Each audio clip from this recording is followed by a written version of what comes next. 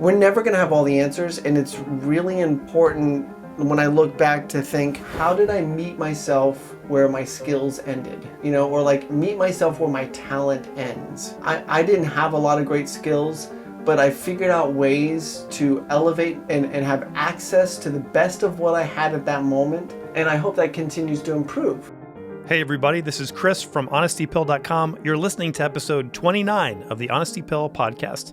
This season on the show, I'll be talking to people who are breaking the status quo, ditching outdated traditions, and building a better future for themselves and the people they work with. I'll be connecting you with musicians, sound healers, coaches, hip-hop artists, actors, trumpet experts, and people who not only inspire and educate every single day, but who are experts at talking about what they do so you can get inspired in your own work. My guest today is Los Angeles Philharmonic Principal Trumpet Tom Hooten.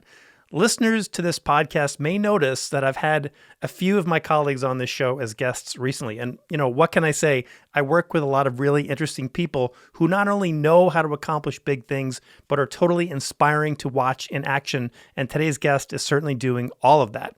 We're going to talk about the 3 rules that Tom applies to everything when it comes to playing the trumpet. He's going to share the details with you right here. And if you need a new book for your book list and you think a player like Tom just sits around thinking and reading about nothing but the trumpet all day, I'm willing to bet that the book he's going to recommend is not on your current reading list.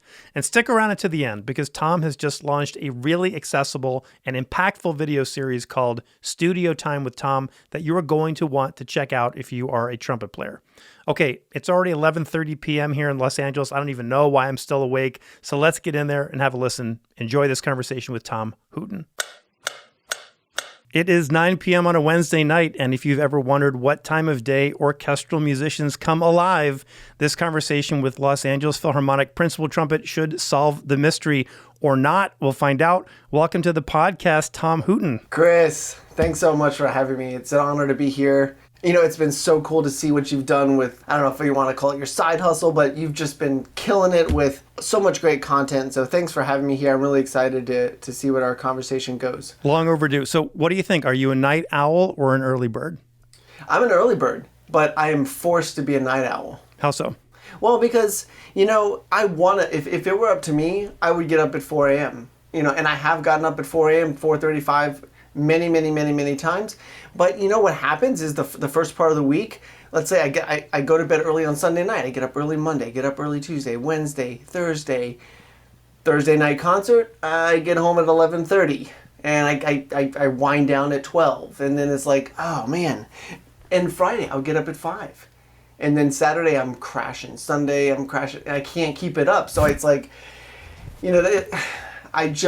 over the years, I just tend to end up staying up late. I was up till 1 last night.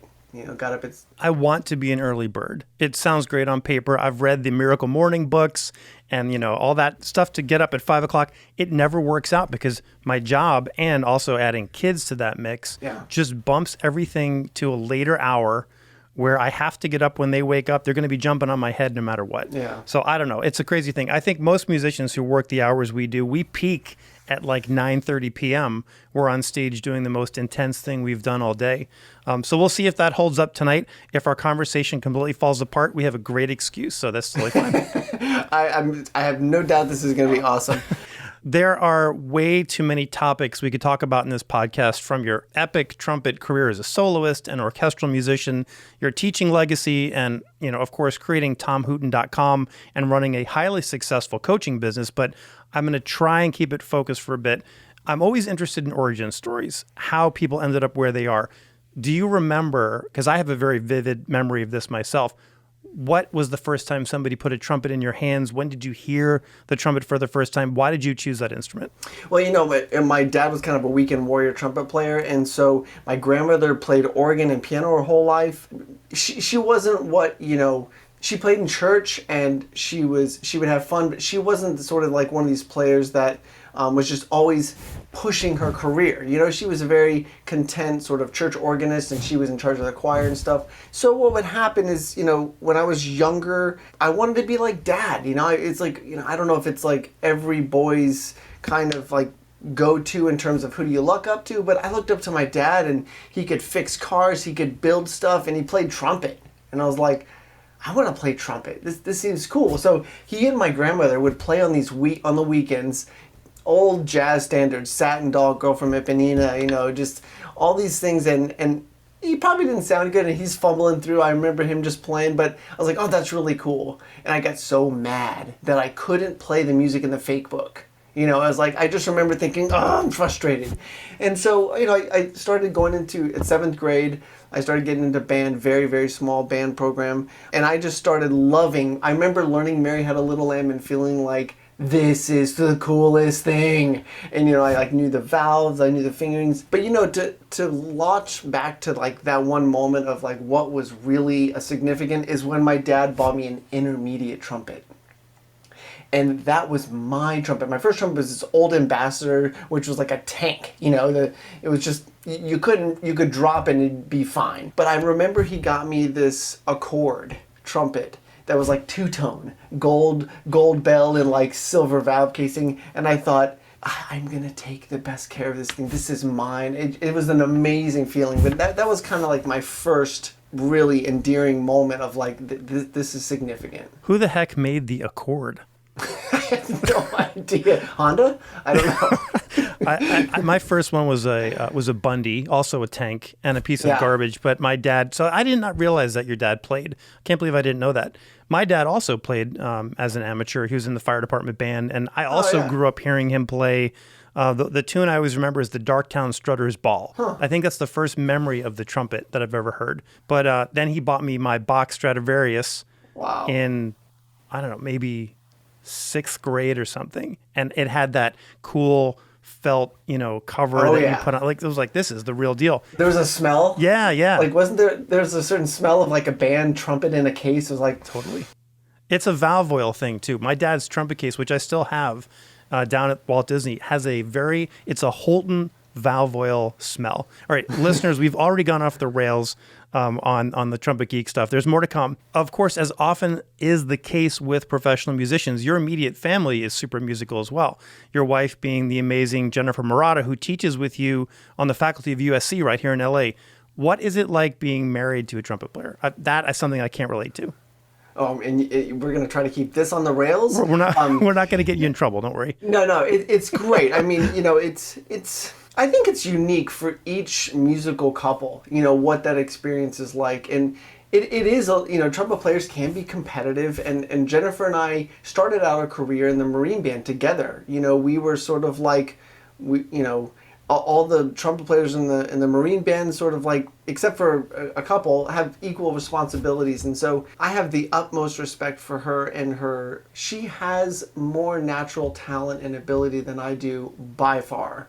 She's got an exceptional ear. But what is it like? It's in some ways over the years, this might sound dark, but it's not. I think it's probably healthy, is kind of separate now. We used to play duets all the time before we had kids. We would sort of geek out about things, and we still complement each other in terms of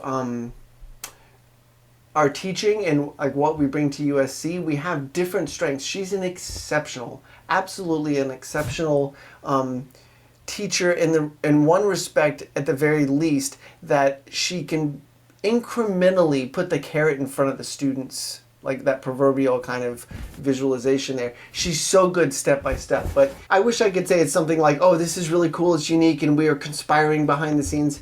We're not. We play duets every now and then, and sometimes we get a chance to perform together, and it's great. But, we've done that so long that it's sort of, there's not that, that sort of, ooh, it's so special. And we kind of give each other space, and we collaborate when it feels good. I mean, you also both have huge amounts of responsibility between the teaching and the performing and raising a family and running the business, so I totally get it. So let's get this out of the way and satisfy the trumpet geeks that are listening. And I want to talk a little bit about your approach to the physical side of playing. I have witnessed you both as a performer and a teacher have incredible amount of articulation in explaining what it is that you are doing under the hood. That is not a skill that a lot of people have. And you have an exceptional skill in experimentation with your fundamentals. I've watched you go down rabbit holes and come back up with zero negative impact on your playing.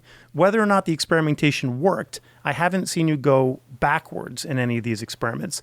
And generally, you come out of these with a positive result. So can we talk a little bit about how you approach that, how you teach it, and also what sort of mindset do you have that enables you to do that while you're on the job? So yeah, this is a topic that I love, and it's not a trumpet topic. It's the idea of like, I think somebody paid me the compliment once that said, Tom, one of the things I love about you is you can stare at the sun.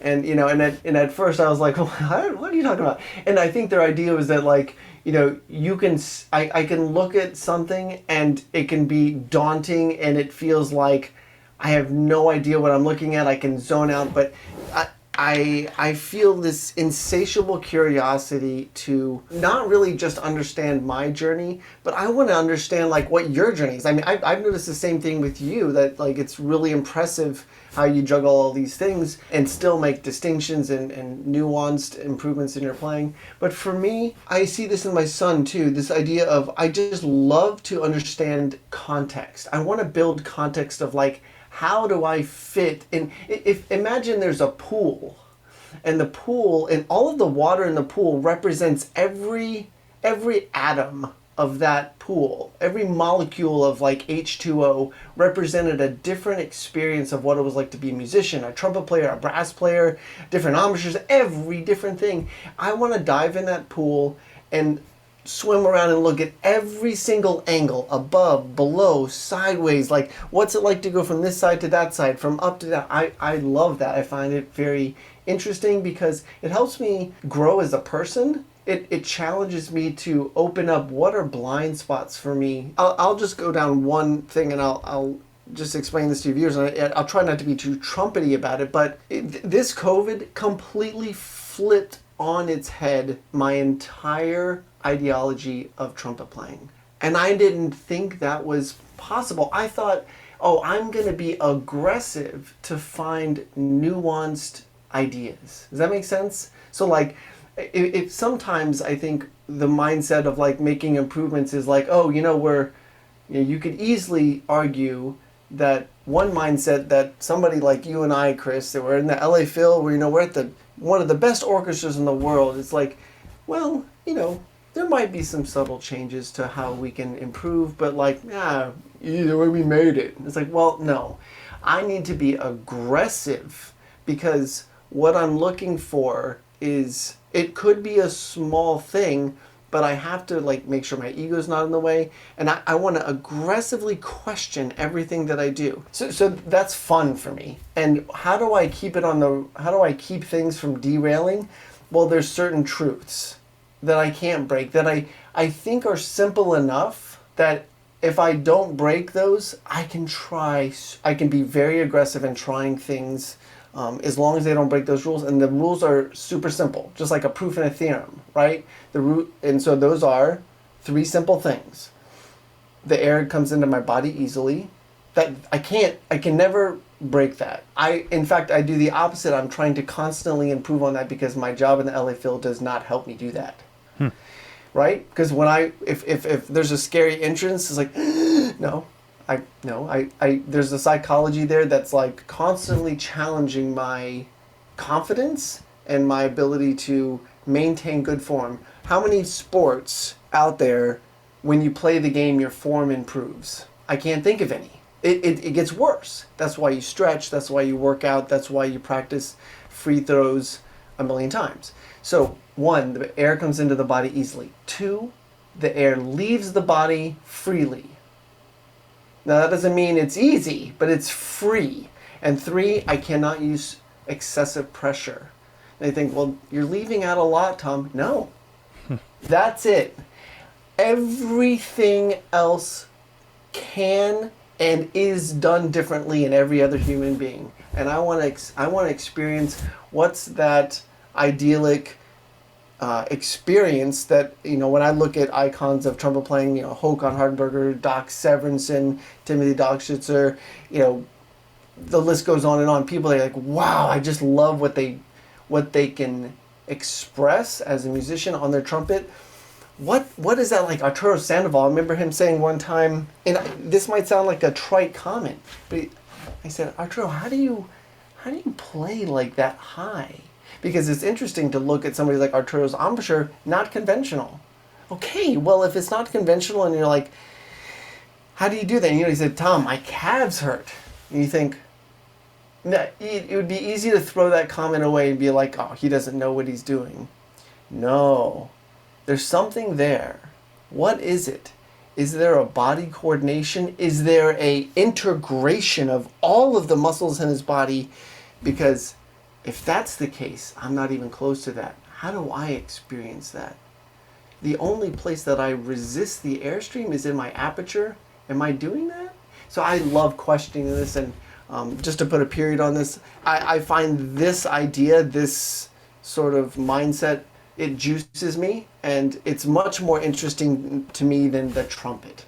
That idea, I just want to keep pursuing that, and I find, and this might be, I don't know what your viewership is like. You're much more in tune with your viewers, but I'm reading this book now. It's at the fringe of. It definitely has nothing to do with trumpet. It's by Anisha Dillon. It's called. I can't believe I'm going to share this with you on your podcast. That's why I got you at 9:20 p.m. You were going to let all the secrets out. We're getting punchy here. You ready for this title? Bring it on. Tantric Pulsation. Okay, sorry. No, but seriously. Okay, what is it about that? Well, can you see the on a very quick, just cursory look that you say, a couple years ago, Arturo says this about his calves, and I start thinking about the freedom of my body, and I'm starting to question, am I really free from a place of like my calves and my lower abdomen and my chest and my throat? And this book talks about this, and I'm getting things about the journey that I'm on through a book that, yeah, you listen to the title, you're like, what? Yeah, there's something there. This is what our journey is as musicians, is to open ourselves up. And that juices me, man. Well, the older I get and the more challenging the music is that's put in front of me, body use has become much more of a central focus for me. So I totally can relate to that. And I haven't read that book, but I will check it. I'll add it to my list. Everybody can check the Amazon link if you can find it. But I want to challenge one thing you said, because there are people listening right now who are like, great, it's easy for you to say, just relax, your air should come in easy, and there's one point of resistance. And they're like, because your embouchure is Tom Hooten, it's like a bulletproof thing. And they don't have that set up right now. So, I mean, were you always as efficient? Did your embouchure always from the beginning behave this way? What was your journey like to finding where you're at right now? Oh my God, Chris. No. Like inside I'm giggling like crazy because I don't feel I'm there yet. I honestly don't. I know some people like, stop it. I remember a friend of mine, you know this guy from Dallas days. I remember I played this one thing and he said, and I asked him this question. I've always had this sort of naive, like, questioning everything, and perhaps to a fault. It is important, I think, to have confidence in what you do. But confidence, true confidence, allows for questioning. Confidence on the outside where you don't question things is actually, that's, what am I thinking? That's self-conscious, that's like insecurity. So true confidence allows one for somebody to question everything. And so I don't feel like I'm there yet. In fact, since I flipped everything on its head in this last 18 months, I feel like I'm back to baby steps of understanding how the embouchure works. So I'm basically learning the difference between being a passive pinner and sort of an engaged, very flexible, kind of like a floating. And so what that requires is sticking to my ideals of those three big rules, and being patient, persistent and patient. So I don't know if that makes sense, but anyway, I lost my train of thought of where we got on this, because I know we lost our connection there for a second. No, but I think it's important to revisit the basics. But I think what I was teasing out of you a little bit was, I know that when you studied with Gitala, you actually went through like a massive embouchure change.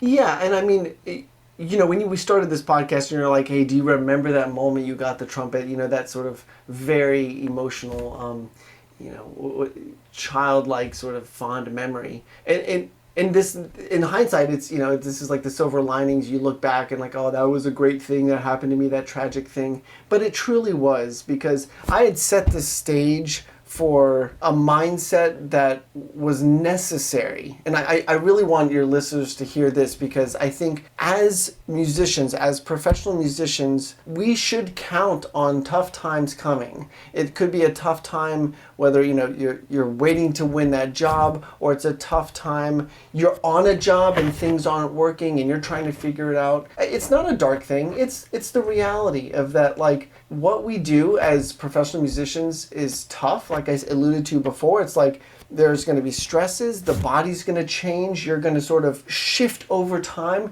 Imagine how, if you had a plane going from LA to New York and you set it on autopilot, it's still going to be off course a significant part of the time, because it's constantly going to be adjusting because of the wind, because of like weather, that kind of thing. So we just have to accept that, not look for bad times, but we have to accept that this idea of change is going to be coming. And when I did this embouchure change, I had done a good amount of work with Tony Robbins and listening to his stuff and like learning about a healthy growth mindset, and started reading on books like this, and it really primed me for going through something that allowed me to separate my ego from just a simple skill that I needed to learn, which was playing the instrument well. And that all happened before your Marine band gig, right? Oh yeah.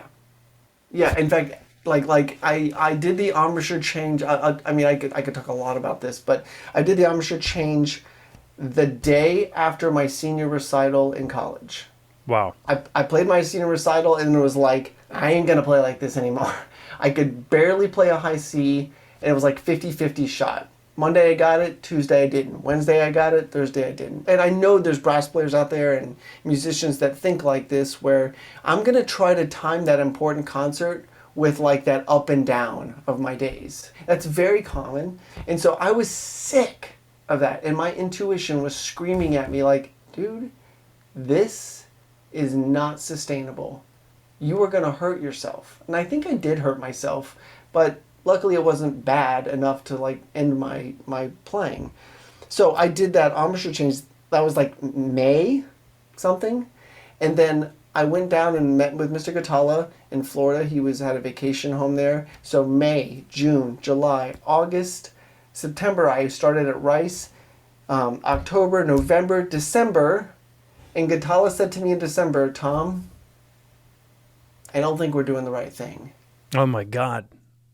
Exactly, Chris. And I broke down like a weeping. I just completely lost my composure, and I just, tears pouring down my face, and I thought, what am I gonna, what? I'm lost. It's like, I look at my watch and I'm like, how many months do I have before what am I doing after this? What the hell am I gonna do? And this is, I've said this many times in different ways, but the best thing in the world happened. I kept looking to Mr. Gatala, help me. Like, how do I do this?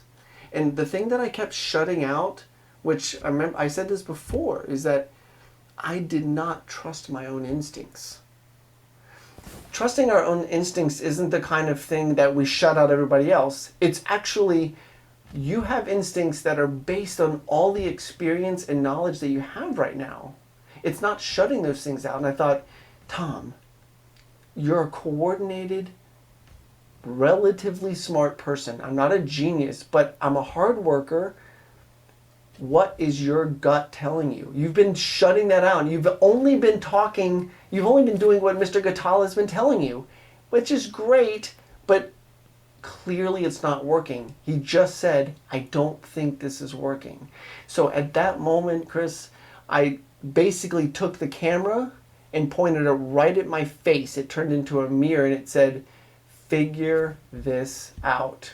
And then everything started like improving drastically. And I'm still experimenting and figuring things out. But at that moment, it was like I had basically been putting inhibitors on myself because I wasn't allowing myself to have an opinion in how I played. So that was a massive pivotal moment, and losing my ego and saying, well, fine, I've sounded like garbage for 9 months. Really, it was terrible. Well, I'm going to try anything. I can try anything. You're kind of talking about a topic that I've coached with some clients before, which I call the emotional guidance system. Mm-hmm. Your body will tell you right away if it's the right or the wrong thing. It's your gut. It's your intuition, your instinct. And there's a fine line between trusting, a teacher who has walked the walk and been there before you, and knowing that you also have to figure this out. This topic comes up a lot on this podcast, in my teaching, I'm sure in your teaching too, and that you have to have a certain level of experimentation and be able to do the types of things that you're doing, even at this level, changing and experimenting and turning that camera on yourself. Because I see you do that every day. That wasn't just something from your college years. That's something that is the way you live your life. And I think that's a great beacon for people who want to be successful. Because I had one of those moments too. It was my honesty pill moment where I'm like, all right, I'm either going to figure this out or I'm going to end up working in this running store forever, not being able to play a high C every day consistently or knowing what the heck's going to come out of my bell. Yeah. I think when we decide to become musicians, there's a certain expectation of what our lives are going to look like, for better or for worse. What city we'll live in, what kind of house we'll live in. If you're in the Los Angeles real estate market, will you even live in a house? Right, yeah. How is your life different than you expected 20 years ago today? Oh man, I mean, I'm living a dream. I am one of the luckiest people in the world. I've got 2 healthy kids. I've got an amazing job. I get to play on movies. I get to travel. I mean, I make a good living. I can afford a home, and it's. I say I'm lucky, but I did work to help luck be a little bit more accessible. I don't know how you all get what I'm saying, but I never thought in a million years, Chris, that I would have the job that I had. And okay, let me back up. I'm talking about when I was younger. When I was in high school, I didn't even know you could make a full-time job, have a full-time job as a trumpet player. I honestly did not know that. I grew up in Tampa, even though my dad played the trumpet on the side. My grandmother was an organist, piano player. They had no idea what what the people in the Cleveland Orchestra or the LA Philharmonic, that was a world away. So I'm just filled with gratitude, and I'm just super happy. And I think it's the mindset of like having the discipline and the tenacity and the sort of the grit to be like, and enjoying the process, but just holding on to that ski rope, It's like you're gonna fall, your water's gonna like drill over your face, and this is gonna be uncomfortable. But you find how to get your feet back under you, and you do that every day. Some days are great. Some days you got amazing form. But because you say how than I expected. I didn't have an expectation. I didn't have an expectation. Here's the difference. I've never been asked that question before. I think it's really interesting. I had an intention of getting a job that allowed me to play certain music or be in certain environments. Like, what would it be like to play Mahler 5 with a major symphony orchestra? And I remember being intoxicated with that possibility. It never was around money. It never was around like, I want to be famed. I had ideas about, I wanted to have a beautiful house. I wanted to be comfortable, that kind of stuff. It makes me think about something a student said to me the other day. They said, I want to take these auditions, but I'm scared to lose. And I said, I don't want this to come across the wrong way, but you can't lose something that you don't have. Yeah. That's a thought I've had in certain cities at auditions. Like, man, I really like to live in this city by the beach. And I start to get stressed out. And you're like, dude, you don't have the job yet. Don't worry about the beach house. Not yet. Right. And so the student, she said, I just hate losing. I'm like, you're not losing. And so trying to get her focus to be on like, what do you want to create? You want to create the skills and create beautiful music, create a beautiful phrase, create a beautiful sound, a beautiful interval. And so, it's just, I guess I didn't have this big thing of like all these things that I wanted in terms of like this expectation of what my life was going to be like. And we'll be right back.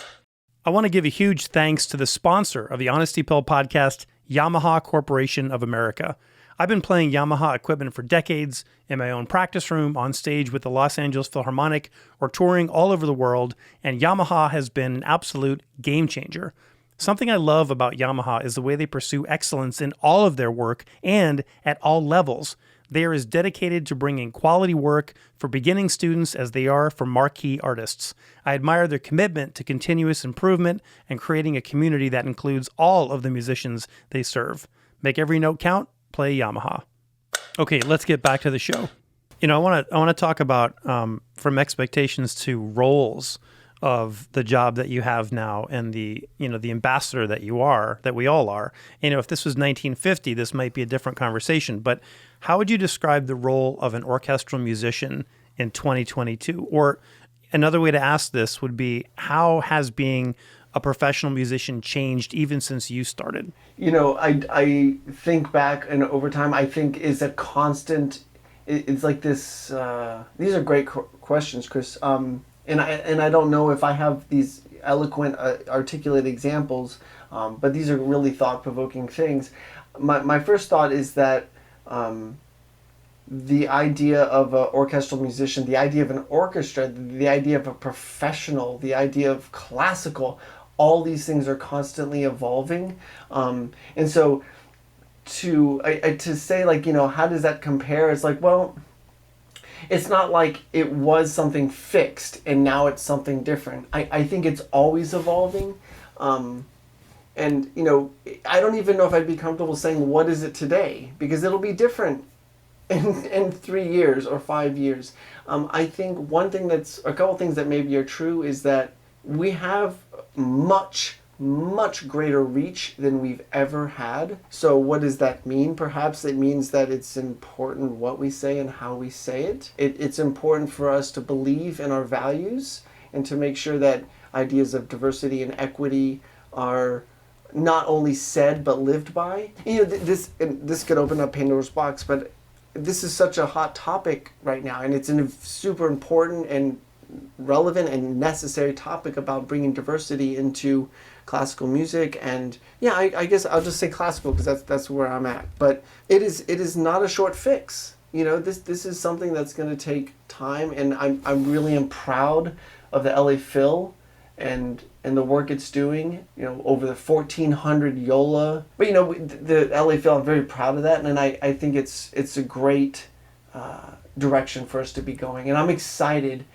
for classical music in the future, because I think the more diversity, the more voices that we can have, the more interesting and culturally rich it's going to be. The reason I brought it up was you're kind of already doing the thing that I was sort of hinting at, which is it's no longer a job where you just show up and you play the music and you go home. There's so much more involved in what we do now. And you mentioned so many good topics about outreach and diversification and reaching new audiences and developing the reach that we have in a digital way and all these other ways. And you're kind of a walking banner for the evolution of this position into something much greater through your teaching, through the programs you've created, which I want to talk about later.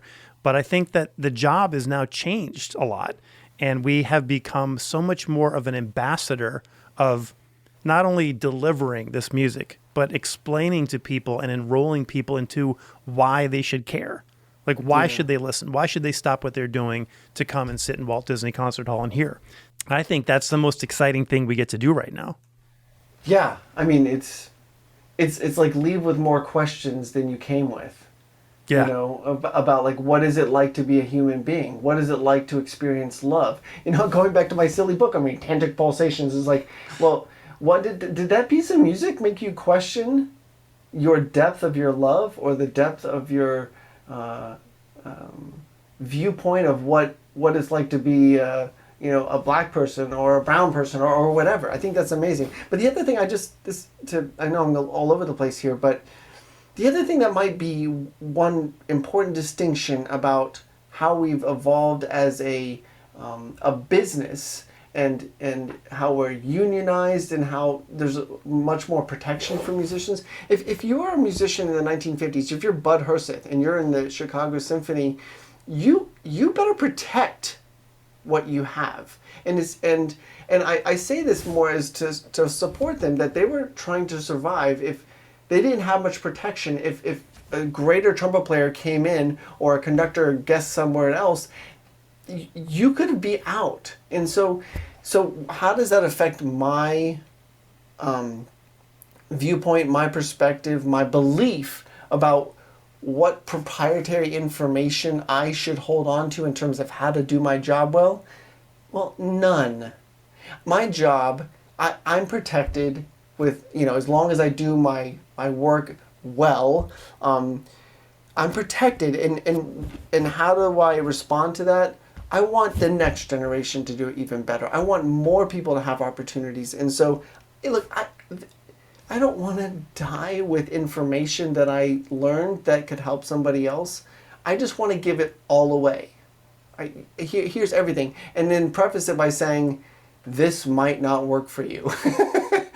Yeah, there's that intersection of self-exploration and listening to the teacher. But speaking about information and not wanting to die with the secrets, one of my favorite topics is audition strategy, and it's an impossibly endless topic. We could talk about that for 10 podcasts of itself. But if you could, and this is a difficult question, but what are like one or two main things you see musicians, trumpet players doing wrong when you listen to auditions or when you hear your students preparing for them? You're right. This is a huge topic, and I just was recording some content, some videos about. In fact, you can see this list behind me right here. I don't know if you can see it. That one, how to prepare for auditions. Yeah, let me just give you guys a quick view into Tom's studio. I'm counting. Let's see, 1, 2, 3, 4, 5, 6, 7, 8 whiteboards are on the wall. It's something to see. Yeah, there are 5 major areas of skill, in my opinion, that you need to have in auditions. I'll just say them real quick. I won't go into depth.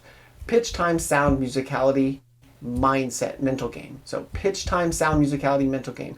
And so if to answer your question specifically, what do I see people doing? It's like, I see resistance to this, is that I could ask you, has your pitch ever affected your music? People would say, what's the most important? Well, make music. Yeah, that's the ultimate goal. Well, like, you should have a great sound. Yeah, of course you should. Hold on. Has pitch ever affected your musical quality? Yeah. Like if something's really flat, it would make it sound like it's dying. If it's really sharp, it sounds pinched and anxious. Okay. Has your time ever affected your musical? Yes. Has your pitch ever affected your sound? Yes. So where do I see people faltering? It's like they want to be unique. They want to have individuality in terms of their music and their sound.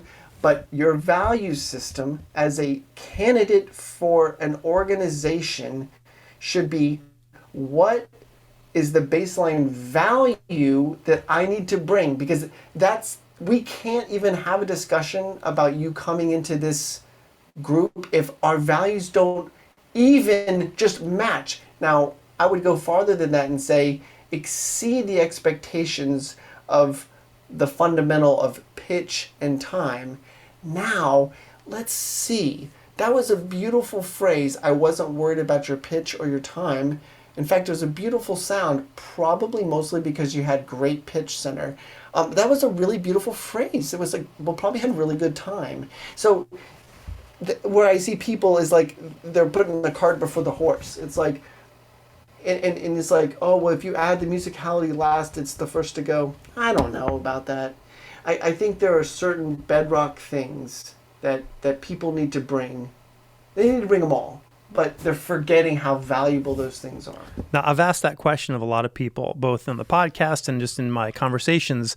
And while I 100% agree with you, and I have books about it behind me, I have never heard anyone group mindset in with pitch, time, sound, articulation, all those other things. And I think that the mindset is even, in some ways, the most important component, because if you have all those, it's like a hierarchy. Your musical idea is great, but if your articulation is garbled, no one's going to hear it. And if your mindset isn't great, your musical idea is not going to come through, even if you are like an amazing player. Why do you group that together in that skill set? I'm interested.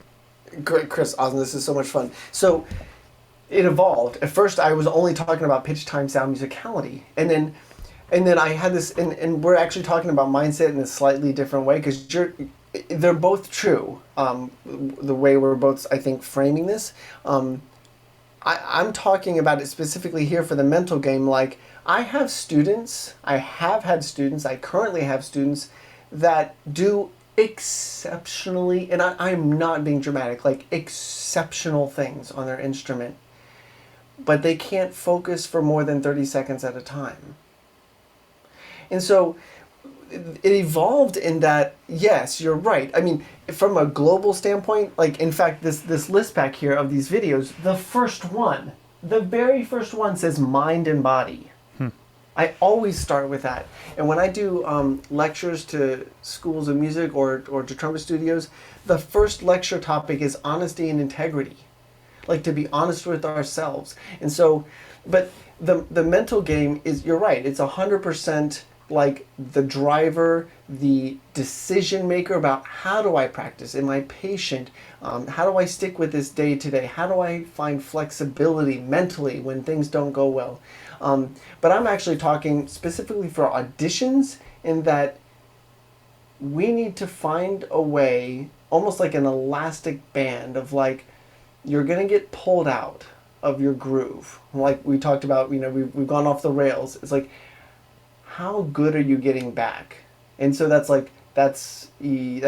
meditation. How many times do you lose your focus?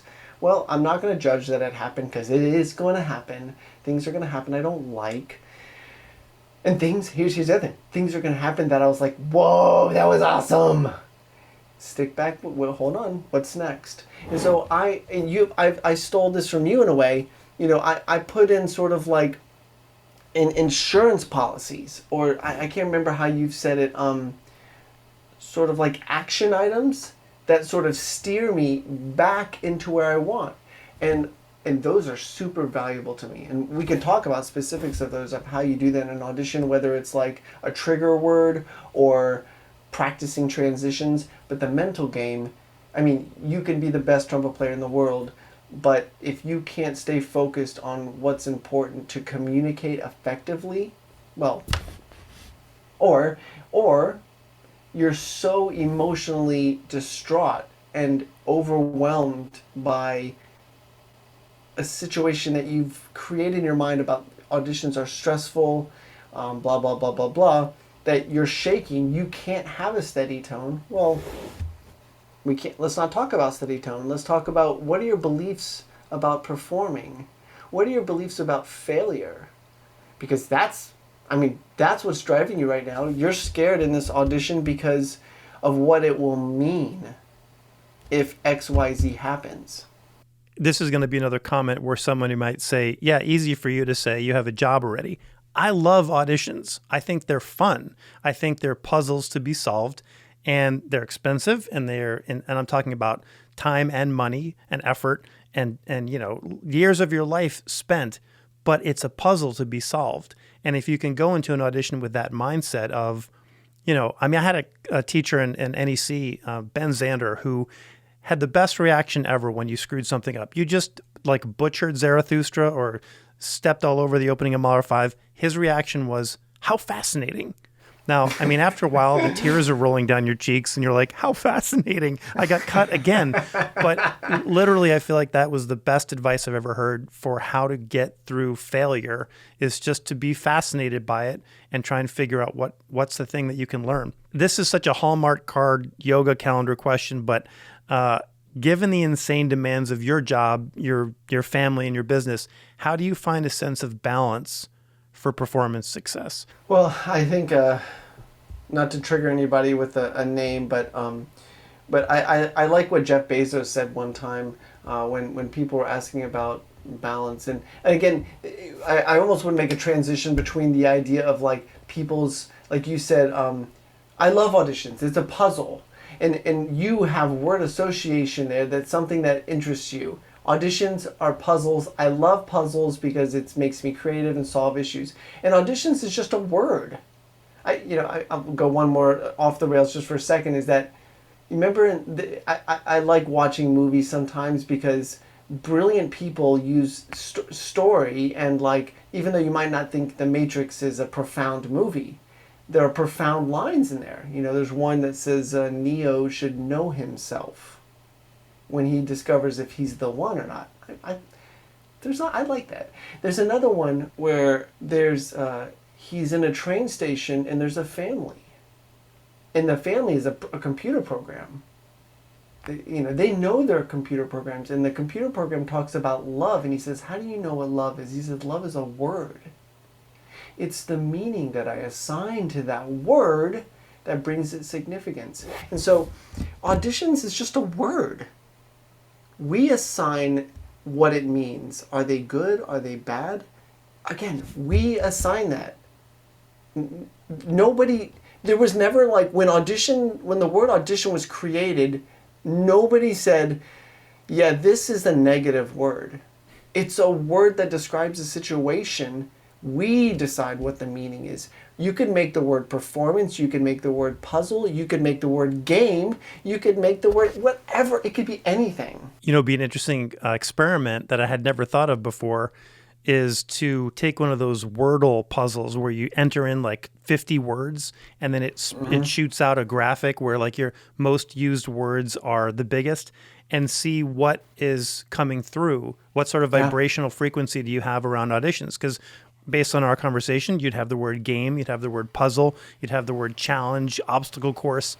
Fun. God, yeah, imagine that. Where others might have words like failure, pressure, expensive, bean counter, whatever. I don't even know. Loser, stressful. Exactly. So I didn't answer your question. Where was your question specifically that I didn't? Just around the balance of... Oh, balance. Because you do, I can say this with authority, you show up in a big way at work and get the job done all the time.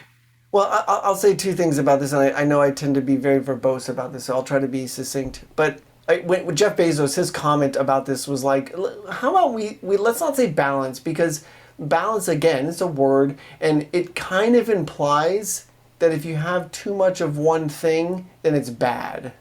And so what he says is like, what if it was work-life harmony? And how does it work together? And so as musicians, it's really hard to draw the lines between fun, hard work. We talk about this all the time. It's like, I was like, oh, we did a double. It's like, yeah, you played great music. Yeah, but it's like, it's also tiring and stressful. So, Chris, I'm not going to sit here and say that I figured out the balance thing. I work probably more than I should. I have my own, I'll call them demons, but they're not really demons. I have my own, just like anybody else, ideas of self-worth and how I deal with that, with my upbringing. We all have those things of what drives us. And just like I'm questioning my trumpet playing and my approach, I am constantly questioning that and taking chances to experiment with what that looks like. So I'm not going to say that I have balance right now, because I think it's probably too work-based, but I enjoy what I do. So, I remember when I took the audition for the LA Phil, and people were saying, oh my God, that's really competitive, right? And you're like, well, yeah, but what does that mean? And like, well, it's probably like a ton of people audition. I'm like, well, actually, not that many people want my job. Yeah. You know what I'm saying? But again, it doesn't faze me. I might like roller coasters, but like some people are like, you're not going to get me on a roller coaster. But, I wouldn't say that my audition here was super strong. I think it was strong enough, obviously. But it's funny to look back, and I know we've talked about this before, but to look back and think, how did I do that? With what I know now, what I feel like I've improved upon, and this is one of the topics that I'm going to talk about in my video series behind me that I've been referencing, is that we're never going to have all the answers, and it's really important when I look back to think, how did I meet myself where my skills ended, or meet myself where my talent ends. I didn't have a lot of great skills, but I figured out ways to elevate and have access to the best of what I had at that moment. And I hope that continues to improve. Well, that's a good segue actually into this topic, which I really want to hear your perspective on, because while I don't know if anything makes you nervous at this point in your career, but it's absolutely on the top of most musicians' list, especially when it comes to taking auditions. So what is your best advice, or what is some of your advice about dealing with nerves? I did have this analogy where I would talk to people about it, what it was like to, it comes to this idea of associations. Back when I was doing a lot of listening to Tony Robbins and like self-help tapes, I laugh because I think I still have like self-conscious about that, but I'm proud of that, like going on that journey, honestly. And if people out there listening, it's like, go ahead and listen to the self-help tape that makes you feel good, that makes you think. But I was listening to this stuff, and Tony Robbins talked about neuro-associative conditioning, NAC. And basically this idea built around the idea of Pavlov's dogs, and that as human beings, we assign meaning to things, like I've already said, a word and a circumstance, an idea, an experience, and usually these associations are built through our experience, right?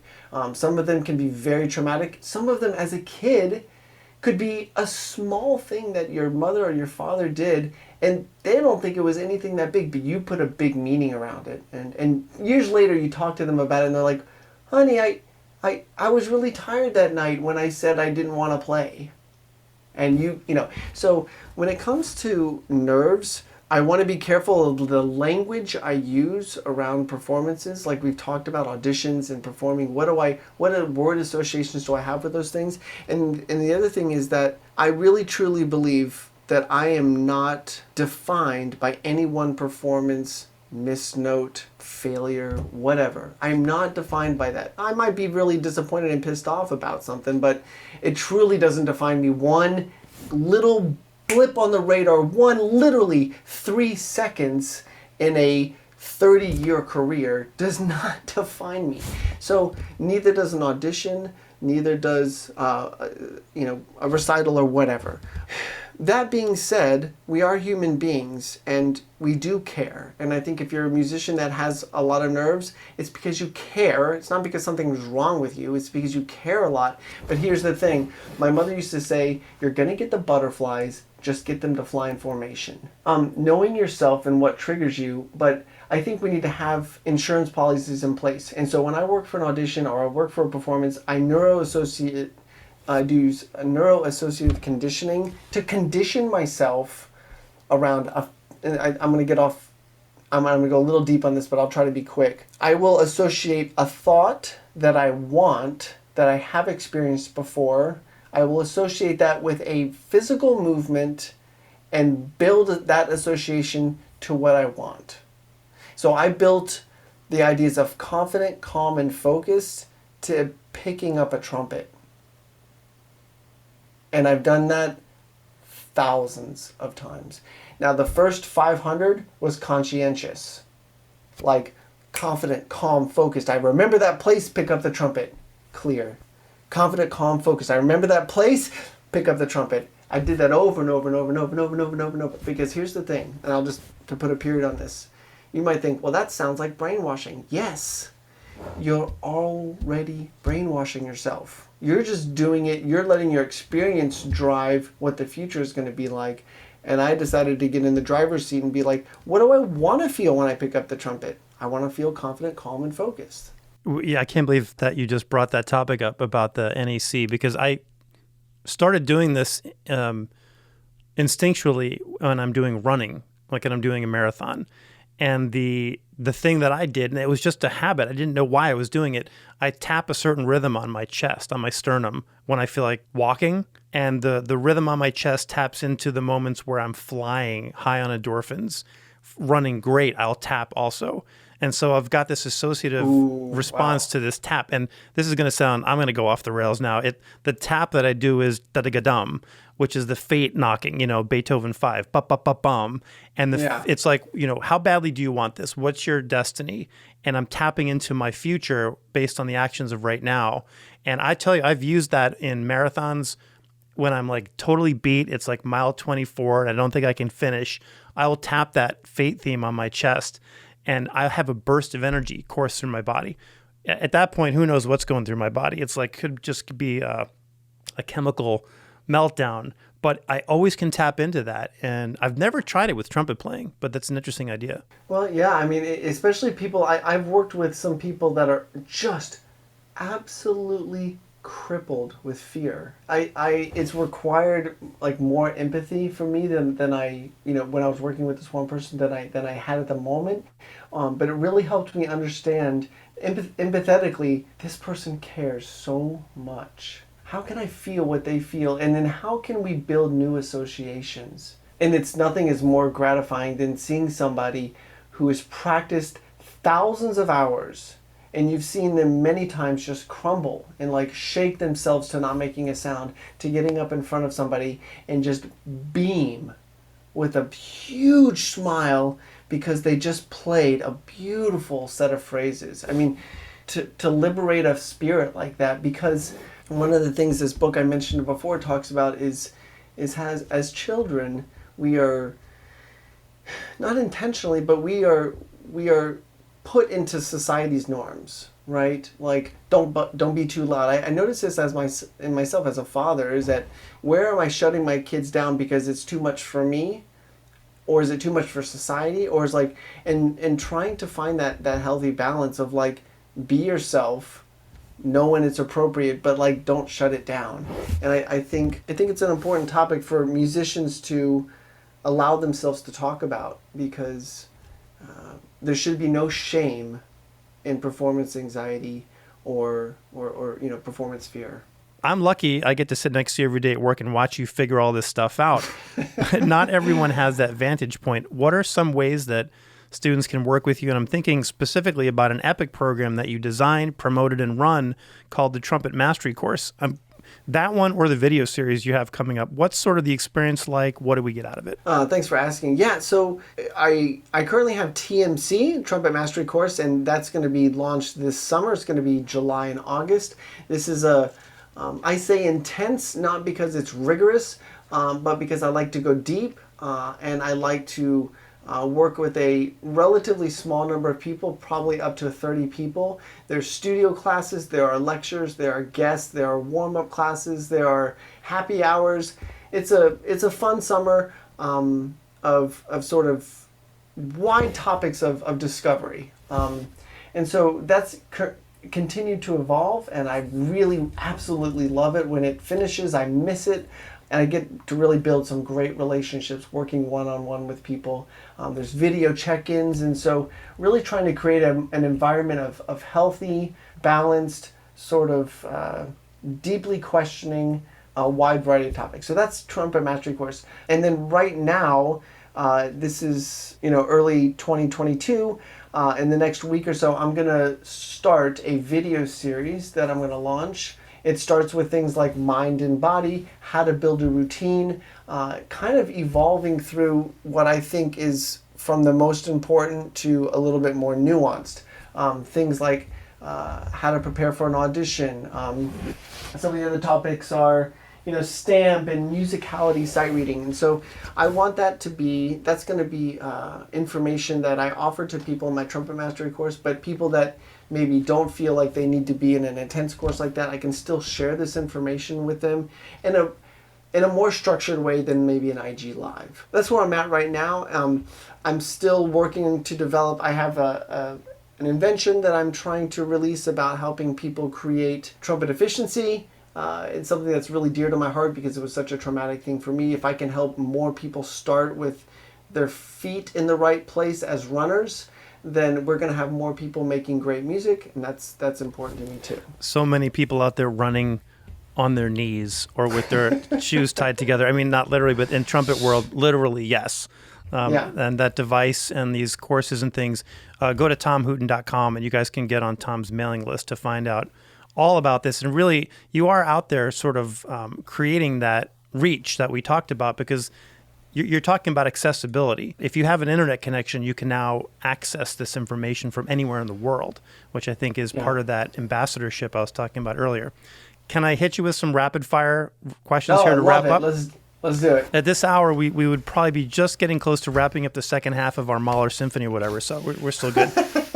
Do you recommend that students try out for military bands? Why or why not? Absolutely. Amazing jobs. There are, one distinction I will say is that there are premier bands, there are field bands. Premier bands are made up of majority of college graduates, maybe graduate students. The Marine band was like 75% college grads and like 25% of them had doctorates.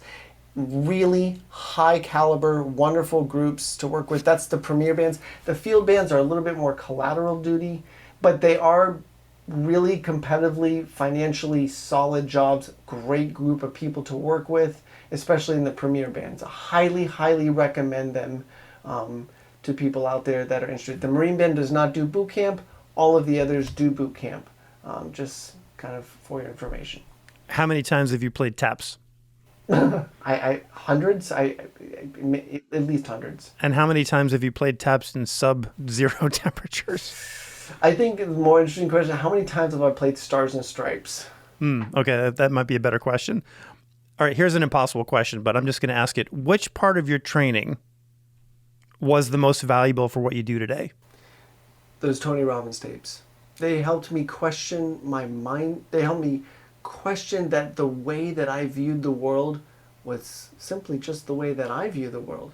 There's so much else out there. It helped me question how to think for myself and how to, like, formulas of how to figure things out. That was so important.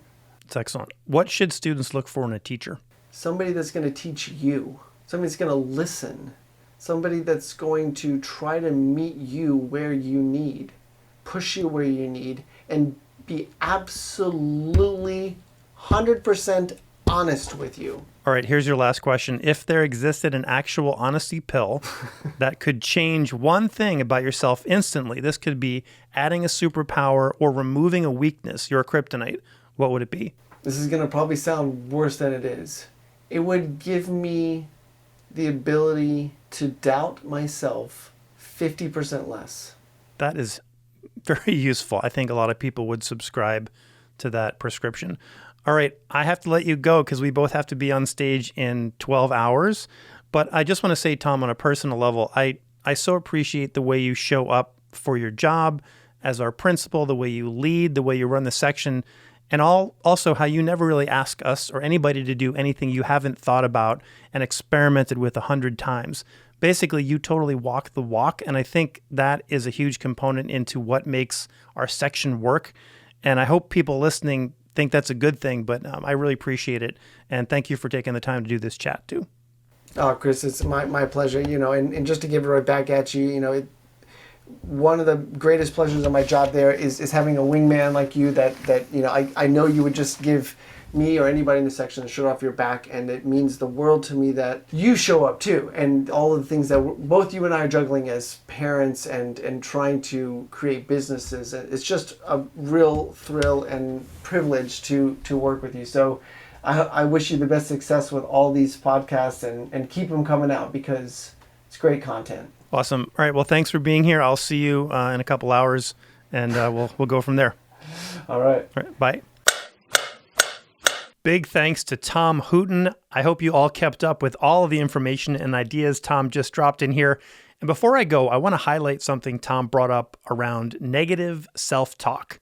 I love what he said about having an awareness around the words we choose to use to describe different situations and how powerful, even through the span of your entire lifetime, those associations can become. Your words set your frequency, and your subconscious mind is always listening and takes everything you say as 100% truth.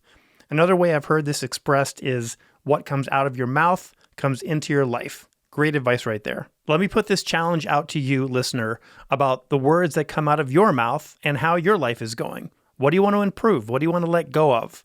Think about how you frame your experiences and how your reality reflects that framing.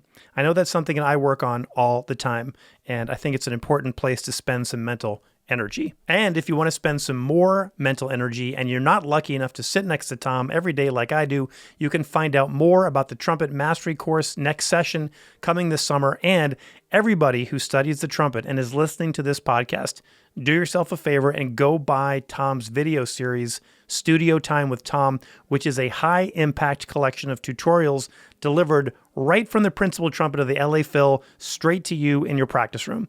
Check out his Instagram link tree to download that today. And speaking of Instagram, I want to know what your biggest takeaway from this episode was. So here's what I want you to do. If you're listening on your phone, just take a quick screenshot of this episode and post it on Instagram with your biggest takeaway and tag me, Honesty Pill, and let me know what you got out of this episode. And if you don't want to do it publicly, you can always email me, chris@honestypill.com. But I really do want to know what you got out of this episode and what resonated with you the most. All right, everybody, this has been the Honesty Pill Podcast, episode 29. You can find out more at honestypill.com. And please, if you like what you're hearing on this podcast, take a minute to head over to Apple Podcasts and leave a review. It really does help other people find this content, and I really appreciate hearing from you. Okay, I'm out of here. Time for bed. Thank you for listening. We'll see you next time.